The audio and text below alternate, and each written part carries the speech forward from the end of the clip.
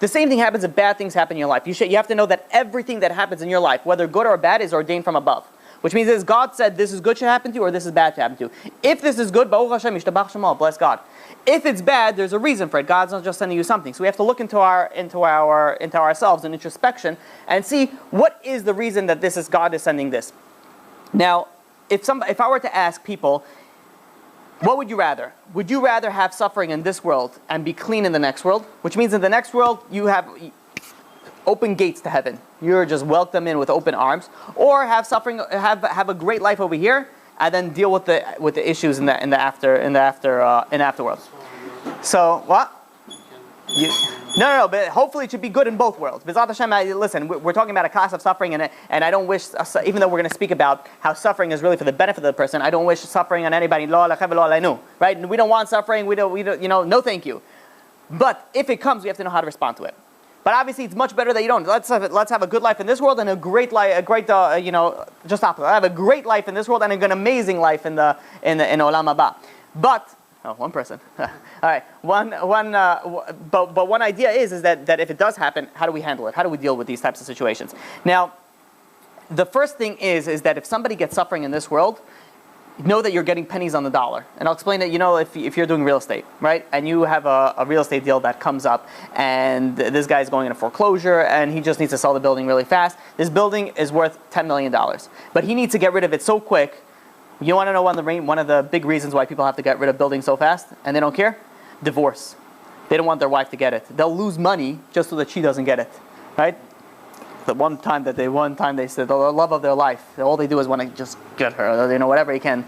Unfortunate, people get into this hatred mode, and but one of the big reasons why people want to get rid of real estate fast is that they're getting a divorce, and they don't want the wife to split the thing, so they rather go and take the money and then put it in whatever bank account and move it around. They'll take 10% of what it's worth just to get it, just to sell it quickly.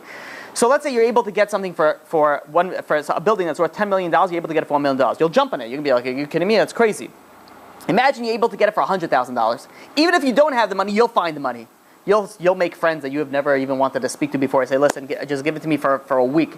As soon as I get it, I take out a mortgage. I'm paying you back double. You get $200,000, which is, by the way, questionable regarding interest regarding a Jew when you do that. But the idea is that there's ways to make money by buying real estate, by buying something called pennies on the dollar, which means it's not worth anything. You're saving a lot of money. If, let's say, and let me bring this idea a little further with this example. Let's say you wanted to open up a business deal. Open up a business. And you're looking, you build a business plan, and you figure out the amount of money that you need. You think this thing is going to be crazy successful. And you figure out you need $5 million to open it. It's a significant sum. So you start figuring out a way on how to, raise that money. And then you hear about this really wealthy person who's, always likes to give, always people in the community, any of you Jewish, he'll just give, he wants to help.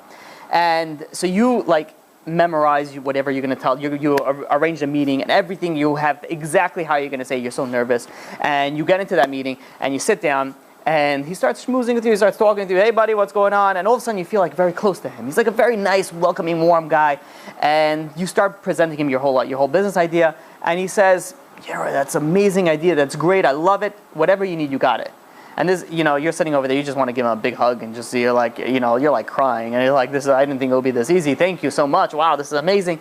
And he gives you a check, he signs a check, $5 million, he puts it in your bank account. Right? And, months go by, and unfortunately, one bad decision after another, the whole thing tanked. Right? You lost everything. All $5 million, you lost it all. Now this guy wasn't involved in the business. He says, listen, come to me in 6 months, and we'll work on the finances to see, because you needed some time to get the business off the ground. When you come 6 months, we'll work on some sort of payment plan back. 6 months has come, it's already 4 months, and you have nothing. You got to close up shop, and you're thinking, what am I going to do? What am I going to tell it? So meanwhile, for 2 months, you're racking your brain, losing your hair. Stress is eating you up. It's like, what am I supposed to tell this guy? I owe him $5 million. How am I supposed to pay that back? And finally, you're stressed out. You look like you aged 6 years in 2 months, and you go meet this person, and you go over to him, and he takes a look at you, and he sees already what's going on, and you basically open up to him and say, listen, you're an amazing guy. You did so much for me. I'm sorry. I'm terribly sorry. Everything went sour. And he's sitting there thinking for a while, and he says, yeah, all right, listen, we'll work on some sort of payment plan. But don't worry about it right now. I understand you lost it. We'll figure something out. And he leaves. Now you feel even worse because this guy's so nice. You're like, oh great. Now 2 weeks later go by, and you see him walking in the street. The first thing that you want to do is cross the street because he's so embarrassed. But you know what? You stay in the same street. He's going to say hi to him. You see him, and he takes a look at you. He says, oh, hi, how's everything? And you say, listen, everything, Baruch Hashem, what could I, listen, I'm sorry, I still don't have anything to pay you back. And he thinks for a second, he says, listen, I don't have my wallet on me, this rich guy says. He says, and I want to go buy a burger right now. He says, why don't you spot me this burger, and we'll call it Even Stevens. And you're like, suddenly your blood is well down, you're like getting dizzy. You're like, you mean just even, what, you can't even say the words out. What do you mean even? You mean I won't owe you anything? He's like, yeah, don't worry about it. Baruch Hashem, Hashem bless you with money. I understand your hardships. We'll call it even. Just buy me this burger. Would anybody in the right mind say, you go buy your own burger? Says, I don't know. You're going to jump. It's everything on the menu for this guy on me. And, take doubles of everything. You'll do anything for that's a joke. You're paying $5 for something that you owe $5 million. This is the difference of suffering in this world versus suffering in the next world. Suffering in this world is paying $5 from $5 million loan. Suffering in the next world, you have to pay the $5 million. That's why God sometimes sends suffering in this world to people, and we'll soon see which type of people, is because He loves you. He wants to give you pennies on the dollar for something that you have to pay millions for. And what do people say? Why me, God? It's like, imagine this guy who's buying a burger is saying, oh, come on, I wish I wouldn't have met him. Now I have to pay for his burger. The guy's a fool. This is how we have to understand. When suffering comes upon a person, suffering is coming that you're paying pennies on the dollar for what you owe in the next world.